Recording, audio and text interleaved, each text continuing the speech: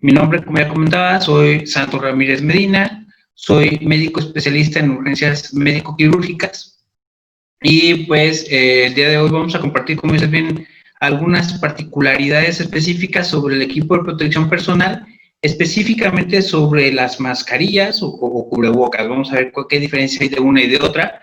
Y pues tratando de abordar estas cuestiones, tanto de lo que ya conocemos como la mascarilla N95, lo de alta eficacia, como pues, los convencionales que tenemos incluso de uso casero.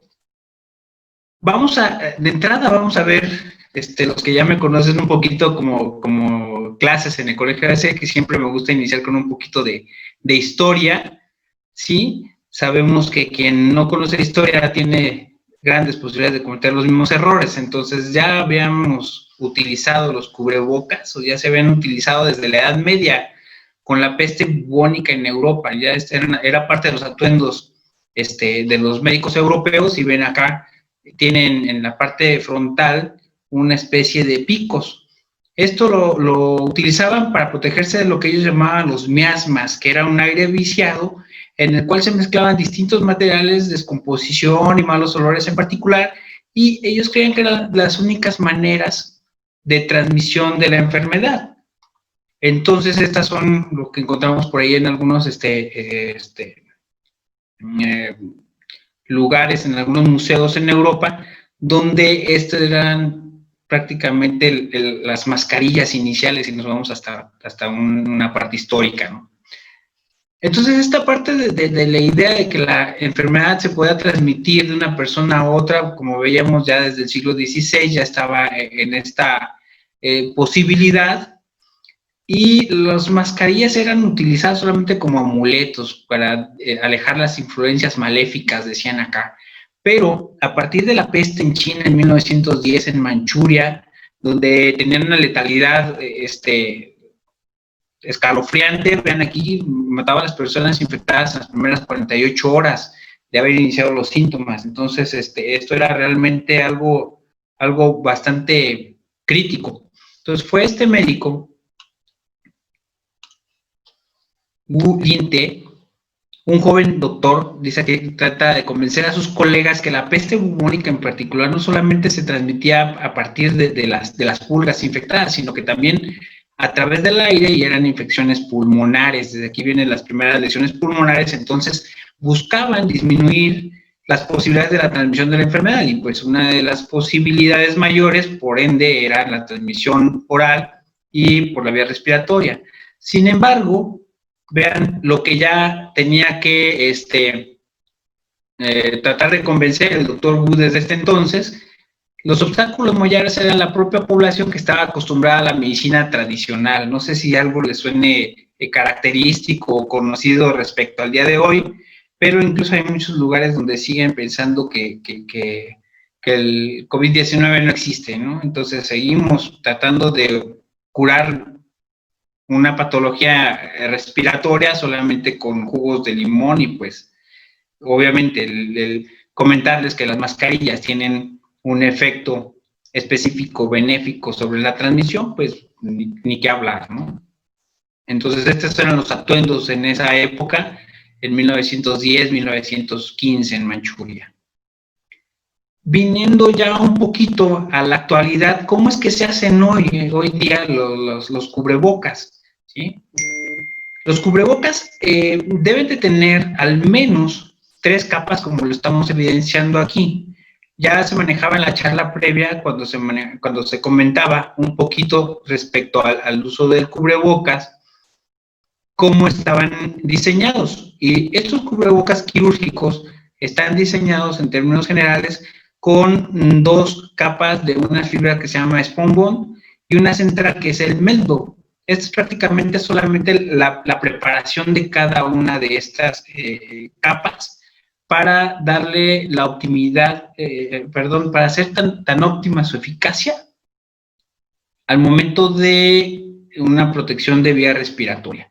Entonces, para la fabricación de estas fibras se vierten en una bandeja de forma aleatoria, como vemos en esta parte, y conforma lo que se denomina como fibras no tejidas, que esta es la parte realmente importante con los cubrebocas y las mascarillas de grado médico, que es lo que le da realmente su eficacia respecto a la filtración que se quiere generar.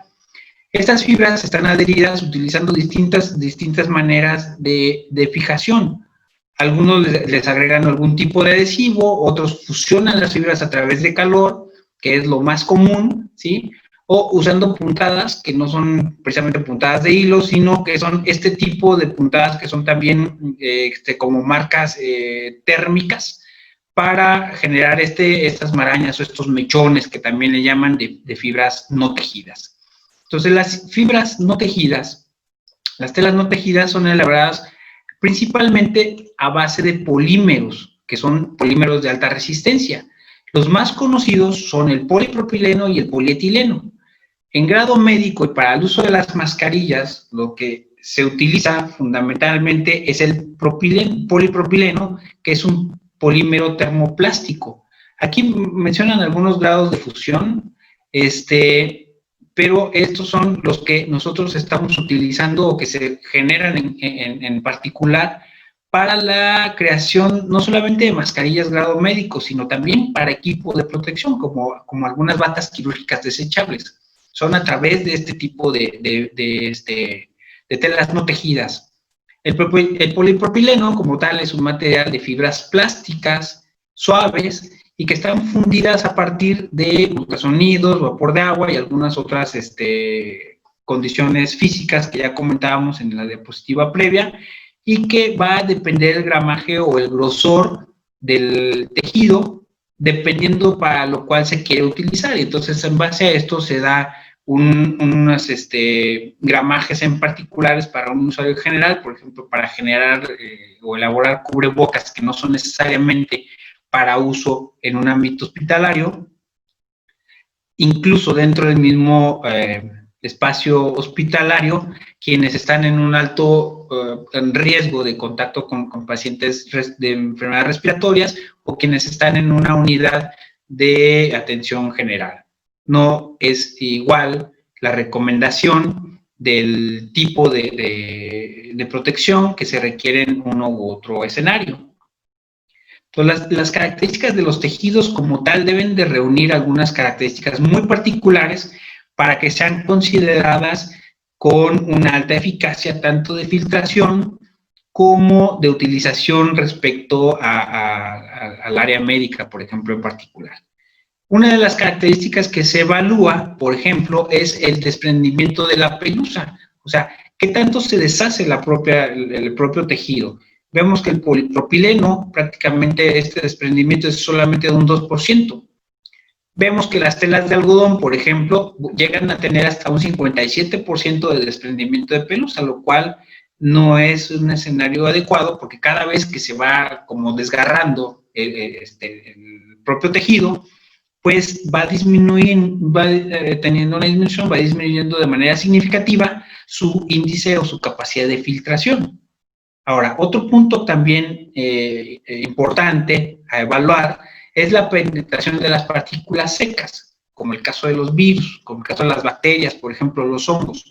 El polipropileno permite la penetración en un escenario controlado de 2 partículas en términos generales, también que va a variar mucho dependiendo el tamaño de la partícula. No es lo mismo un hongo que una bacteria y un virus, en términos generales. Pero para el tipo de evaluaciones, como ya se comentaba también en las diapositivas previas, las recomendaciones internacionales y las certificaciones que se dan para los distintos tipos de mascarillas hacen este tipo de evaluaciones. Entonces, el polipropileno solamente permite el paso de 2 partículas en este escenario controlado, mientras que los de tela de algodón, por ejemplo, permiten hasta 650 partículas que pasen a través de ellas. Entonces, si lo vemos como en un escenario para tomar una consideración de un equipo de protección, tanto a nivel cotidiano, en la calle, por ejemplo, o más aún en un ámbito hospitalario, pues vean la gran diferencia que se llega a generar.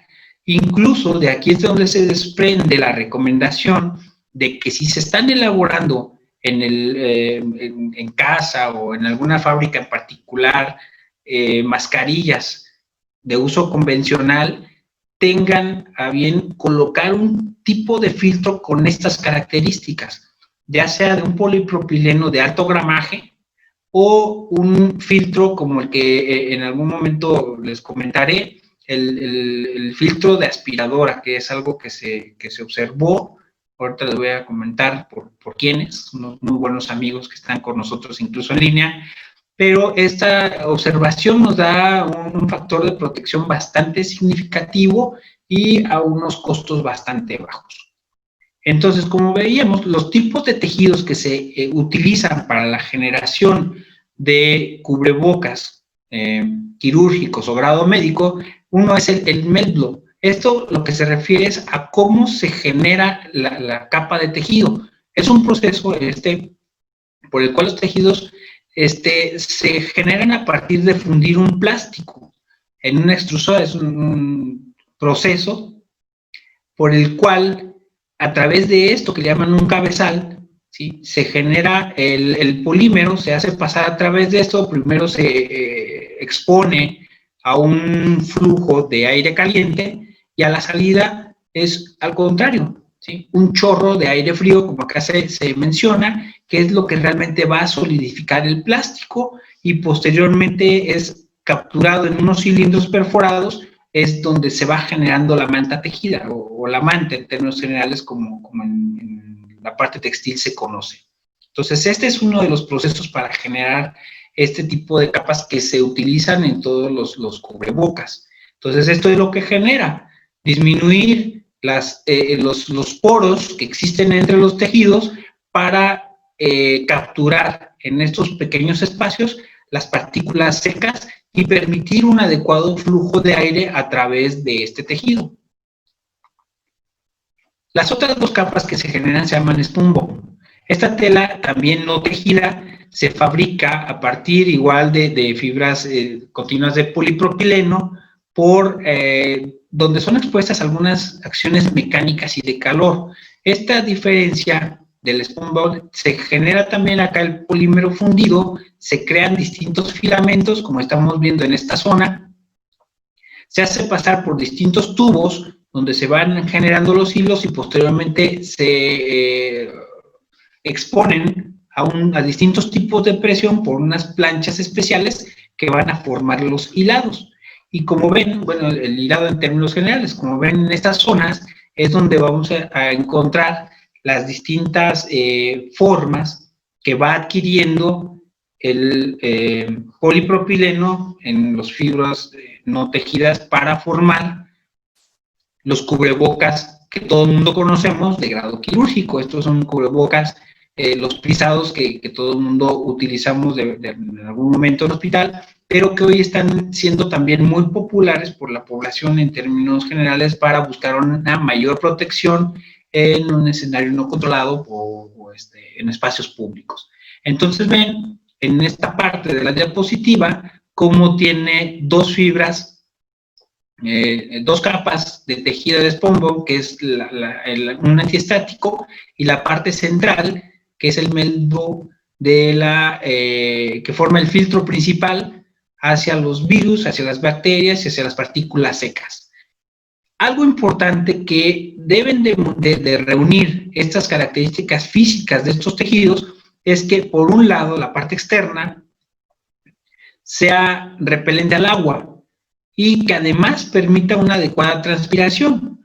Aquí fue donde se requirieron hacer un poquito de trabajos más especiales para poder mantener estas características de la respiración con unas mascarillas de mucho mayor efectividad, como son las mascarillas respiratorias filtrantes, que son las mascarillas que estamos utilizando por todos conocidos como N95, KN95, las FFP2 y algunas otras que vamos a comentar en unos momentos.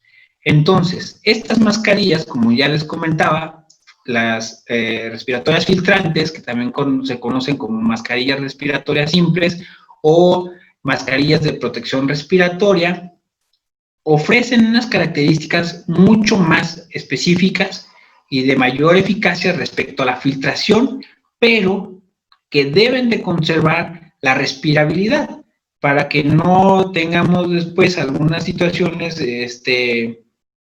como lo que se ha comentado, como algunas cuestiones nocivas que dicen que al estar utilizando las mascarillas por mucho tiempo, se genera o se llega a producir cefaleas, náuseas, vértigos y cosas así.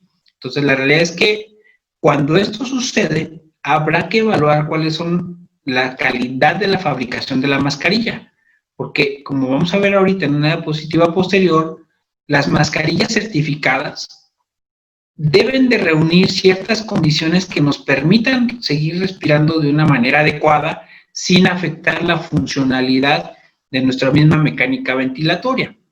En términos generales, este tipo de respiradores, que también se conocen de esta manera, filtran gotículas de hasta 3 micrómetros de diámetro y partículas sólidas de hasta 0.075 micrómetros.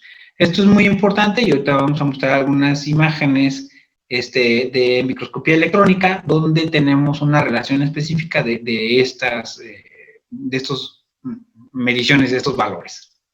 Ahora, las mascarillas respiratorias filtrantes europeas deben de reunir o deben estar bajo una norma que todos están reconocidas como la EN 149 en unas categorías de respiradores filtrantes para grado médico, por ejemplo. O sea, la verdad es que inicialmente no fueron diseñadas para grado médico, fueron diseñadas para ámbito industrial. Sin embargo, cuando se vieron la efectividad de poder estar en un ambiente de alta contaminación, tanto de gases como de partículas, fue cuando se pensó trasladar ese tipo de respiradores o de mascarillas respiratorias filtrantes al ámbito médico, que fue a partir de la pandemia de la influenza hace algunos años. Y estos certificaciones europeas deben de tener al menos el 94% de la filtración de las partículas sólidas.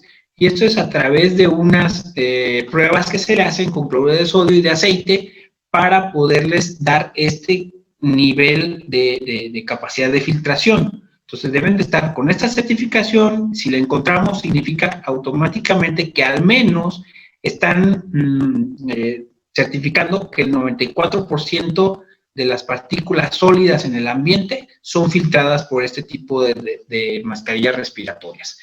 Ahora, las estadounidenses son N95 y están certificadas en conformidad, ya lo comentaban con la NIOSH, una norma 42, donde filtran al menos el 95% con estos mismos tipo de estudios y de evaluaciones de la mascarilla. Entonces, eso nos está hablando que al menos están filtrando el 95%, un porcentaje mayor, mínimo, sobre las europeas, pero que la realidad es que tienen una eficacia muy, muy similar.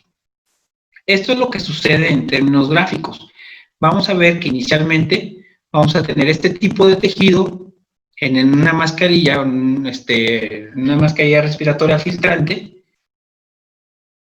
Una vez que se expone al medio contaminado o al medio donde existen los virus o bacterias, esto es lo que se está buscando, que en este enramado de fibras que no tienen una dirección en particular, que no están ordenadas, al tener este tipo de enramados, por así decirlo, esta maraña, tienen mayor capacidad de retención de partículas sólidas. Entonces, esto es lo que vamos a ver. Si hacemos un acercamiento mayor, vamos a ver los orificios que se generan aún en este tipo de mascarillas y también cómo se ven pues atrapados en esta mascarilla, porque además su superficie va a generar una condición electrostática, que además de ser una capacidad filtrante por la parte física, por cómo están conformados, esta parte electrostática también tiende a retener las partículas en los propios tejidos. Entonces, las mascarillas respiratorias filtrantes certificadas deben de garantizar que la respiración se muestra sin obstáculos y que las resistencias máximas durante la inhalación y la exhalación son compensadas de una manera adecuada. Entonces, para esto debemos de mantener además una adhesión adecuada de los bordes de la mascarilla hacia la piel. Esto debe de permitir a quien lo usa mantener una respiración adecuada sin un deterioro específico de la funcionalidad. Entonces dicen que para generar este tipo de mascarillas deben de tener algunas características en particular para poder ser certificadas. Entonces son parámetros que se evalúan sobre la acumulación del CO2, como ya les decía. Si tienen una acumulación mayor de CO2, estas no se certifican, no pasan los estándares de calidad de las distintas grupos que se encargan de las certificaciones dependiendo el lugar geográfico donde se van a certificar. La entrada indebida total de aire, esto también, tanto limitar la salida o la exhalación de las partículas pues, que estamos exhalando, de los aerosoles en particular es la palabra, limitar la aerosolización, tanto como la indebida entrada total de aire. Entonces, esto debe tener además una fuerza tensil adecuada, que ya se comentaba, en las partes laterales de las mascarillas para poder generar un sellado adecuado sobre la cara. Entonces, como ya comentaba, existen diversos lugares donde se pueden certificar y todos cumplen unos requisitos generales. En términos generales se ha tomado como una referencia inicial las estadounidenses, no porque sean las mejores, sino pues porque es donde se crearon este tipo de parámetros. Entonces, a partir de aquí, aunque las certificaciones sean en otros lugares, ¿sí? Las europeas, las japonesas, las coreanas, todas toman como referencia el NIOS, de la N95, de la americana, pero porque fue donde se crearon, no por otra condición de que sean los mejores y es donde estén los Avengers, no es por eso.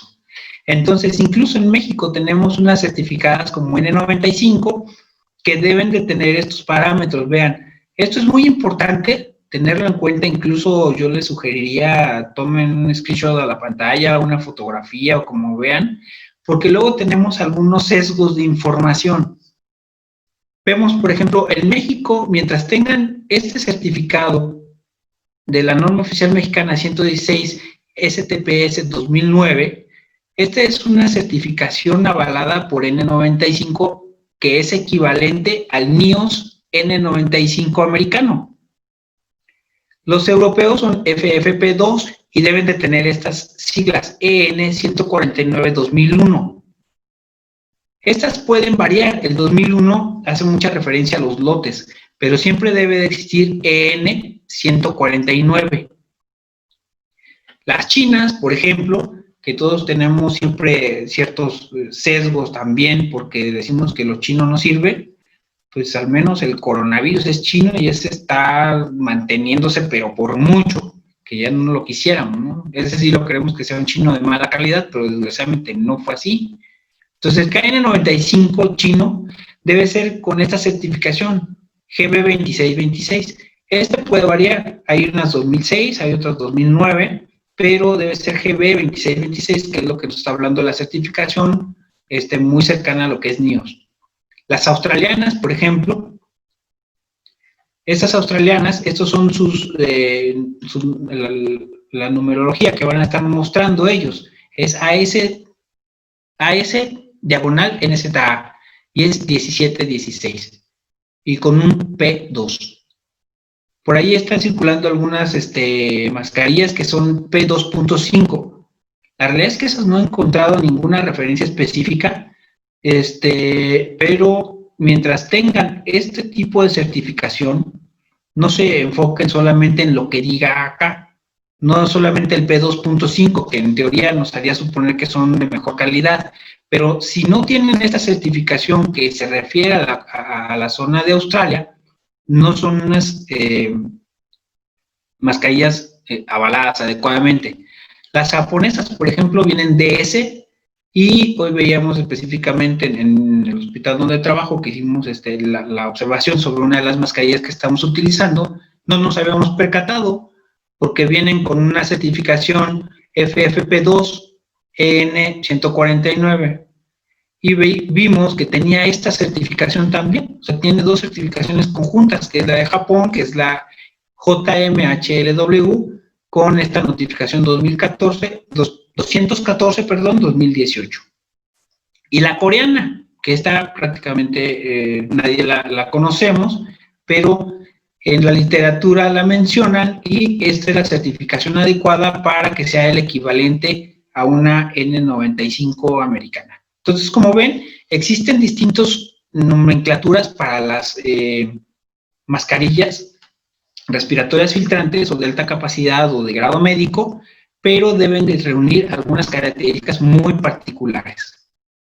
Les decía que el N95 de la NIOS, la americana, es la referencia porque aquí es donde se diseñó, y la diseñó este ingeniero de materiales, Peter Zeiss. Es un ingeniero de Taiwán, si no mal recuerdo, pero que estudió en esta pequeña escuelita en la Universidad de Tennessee, y que a partir de 1992, buscando una tecnología para poder retener algunas partículas en algunos medios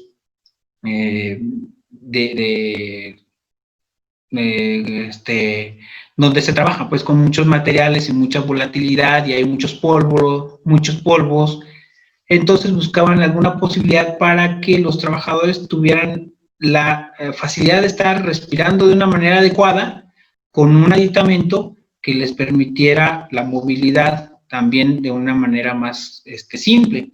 Y aquí fue donde el ingeniero Peter Zeiss desarrolló el N95. Ahora, estas son las condiciones que les comentaba hace unos momentos que deben de reunir para evaluar la efectividad de los respiradores, mascarillas filtrantes respiratorias. Primero vemos en una de las primeras columnas, que es la NIOS 42, ya les decía, la eficacia para que tenga este tipo de certificación. El requisito de la NIOS es que tenga una capacidad de filtración mayor del 95%, es igual o mayor al 95%. Y vemos que la única que tiene el mismo requisito, bueno, la japonesa también, y la KN95, China, que ya decíamos, ¿sí? Sin embargo, los europeos, los coreanos, los de Australia, son relativamente más flexibles, y ellos comentan, si es igual o mayor a 94, está bien, yo lo certifico. Y entonces, aquí es donde se generan estas tres, las marco fundamentalmente porque son las que más tenemos contacto, ¿sí? Hoy vimos unas japonesas que ya les decía que no teníamos la acuciosidad de evaluar cuáles eran las capacidades. Y vean cómo las resistencias a la inhalación y a la exhalación son otras condiciones que se evalúan. Estos, en términos generales, hay distintos números y de distintas evaluaciones. Estos son pascales, son algunas medidas para evaluar las resistencias de los flujos de aire en este caso.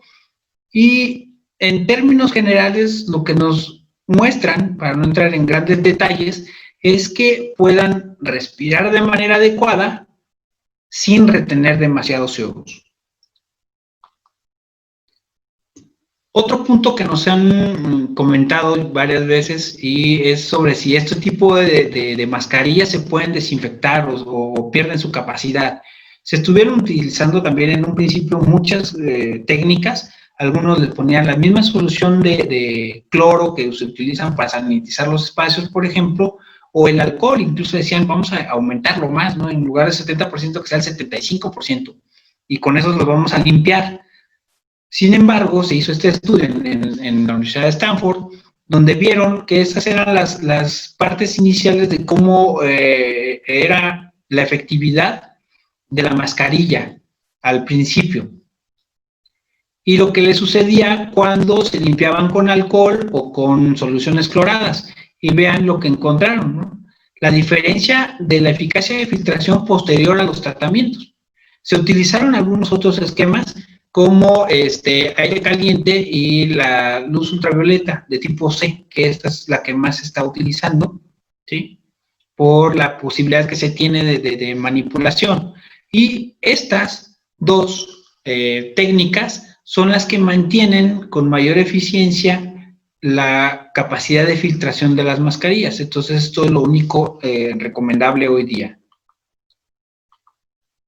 Y entonces caemos nuevamente a qué es mejor, si las asiáticas o las americanas, ¿no? Esa va a ser una guerra de nunca acabar, y aun cuando ya se acabó la Guerra Fría, las películas y las mascarillas y la parte laboral sigue teniendo ahí sus conflictos. Pero vean cómo incluso la misma marca puede producir de los dos tipos. Entonces podemos tener la tranquilidad de que se generan tanto buenas mascarillas en Asia, en Europa, como en América e incluso en México, siempre y cuando se cumplan con los requisitos indispensables y tengan las marcas, como les comenté, sobre las certificaciones que se tienen. Ahora, hay que tener mucho cuidado también en esta parte de evaluar la mascarilla que estamos adquiriendo, el respirador que estamos adquiriendo, porque también hemos visto muchas veces, y es sumamente frecuente hoy día, que encontramos las mascarillas respiratorias filtrantes que nos venden en sobres independientes, con un pedacito de cartón o con una impresión ahí sobre la misma bolsa que menciona, si quieren, las 7 certificaciones que existen, ¿no? Pero la mascarilla no tiene ninguna impresa sobre la propia mascarilla. Como ven, estas imágenes tienen la marca, tienen el tipo y tienen las certificaciones a las cuales fueron sometidas. La CE siempre va a ser de la Comunidad Europea. Y ven esta parte de EN que les comentaba, ¿sí? Esta EN 149 o 49, que es la parte de la europea. Incluso tiene acá el FFP2 también. Si ven, igual, esta es una KN95, incluso no tiene una marca en particular, pero tiene las certificaciones sobre la mascarilla. Y van a ver cómo varía los diseños, independientemente de la casa distribuidora que los realice.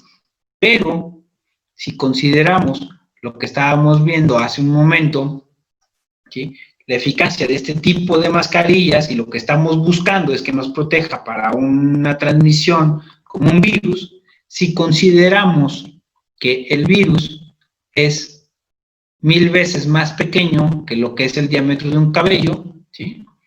Entonces vamos a tener que buscar un respirador de alta eficacia que nos brinde la mayor comodidad y la mayor seguridad. Entonces, este tipo de mascarillas o de respiradores N95, esto es lo que nos van a estar mostrando.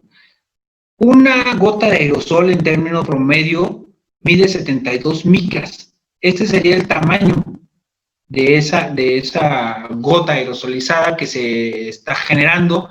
Y vean, pues prácticamente se podría cubrir en toda la extensión o en cualquier parte del respirador o de la máscara N95.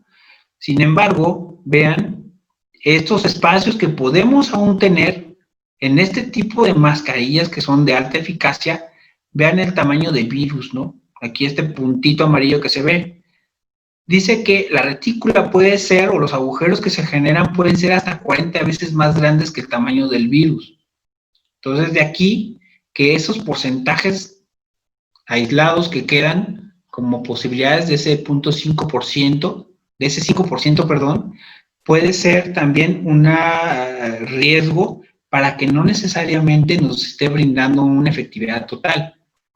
Ahora, si eso lo agregamos a que el usuario o con quien yo estoy platicando también tiene una mascarilla, aunque no sea un N95, yo tengo el cuidado o quiero utilizar un N95, pues entonces la eficacia de protección es mucho más alta y el índice de transmisión y la posibilidad de contagio disminuyen de una manera muy significativa.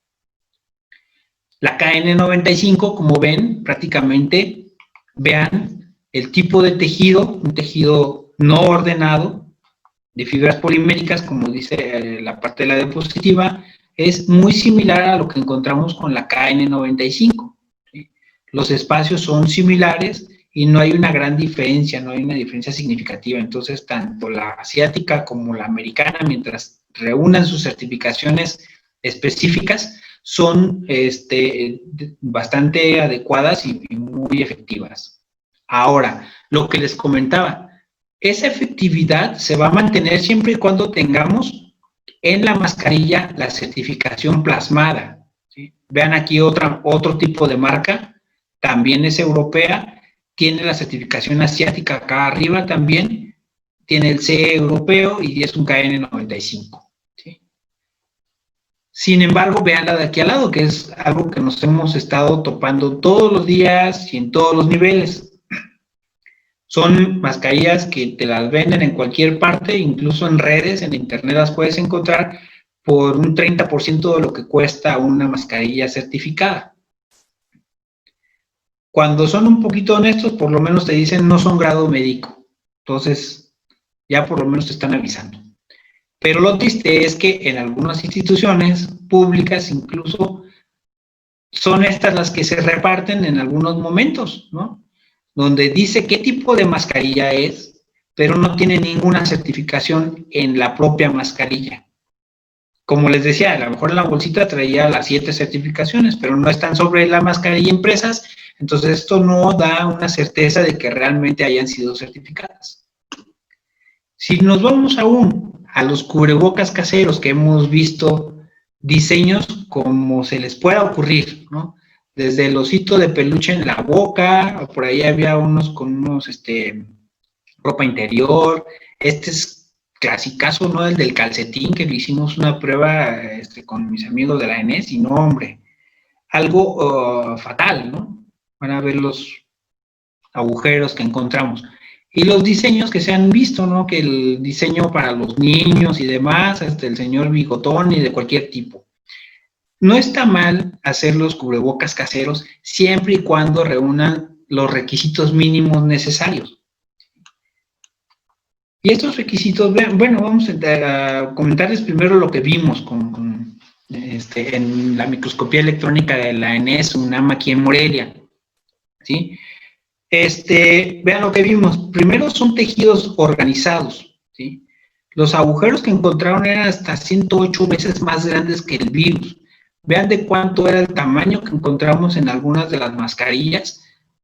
Analizamos varias. Estas son las más comunes que están vendiendo incluso en los centros comerciales, que son de tela, no tienen ningún tipo de filtro y todavía te las venden como telas cómodas de algodón absorbente. Y pues esto, pues, para nada que cumple con el objetivo que hemos estado comentando, ¿no? De las fibras repelentes precisamente de agua. Estos lo absorben y lo mantienen húmeda. Entonces, para que se den una idea de lo que se está tratando de vender.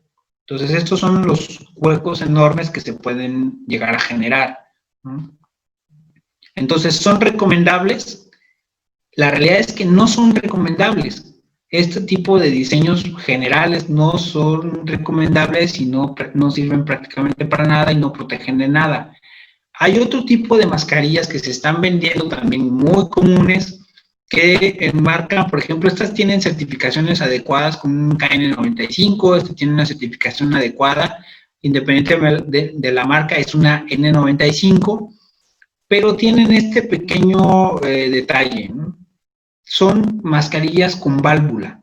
Estos son válvulas unidireccionales. Esto significa que está protegiendo a la persona que lo está utilizando, pero en el extremo caso que quien lo utiliza fuera un portador asintomático, pues está generando esa aerosolización y está generando la transmisión del virus a través de su respiración. Entonces, ¿qué ha sucedido con con las personas que llevamos a comprar en algún momento este tipo de respiradores?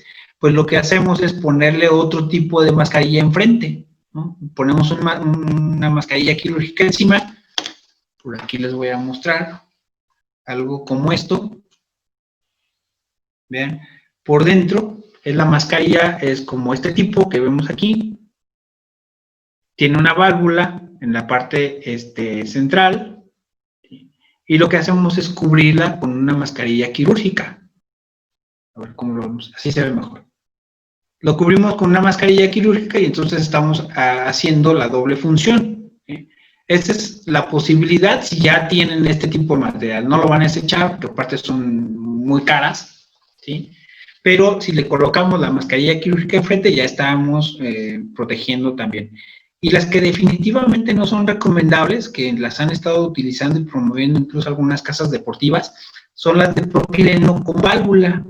Estas, de entrada, algunas de las características que veíamos en diapositivas previas es que permitieran respirar al paciente, ¿no? Estas son prácticamente como si te pusieras un plástico en la cara y te ponen una válvula a los lados para que puedas respirar a través del plástico.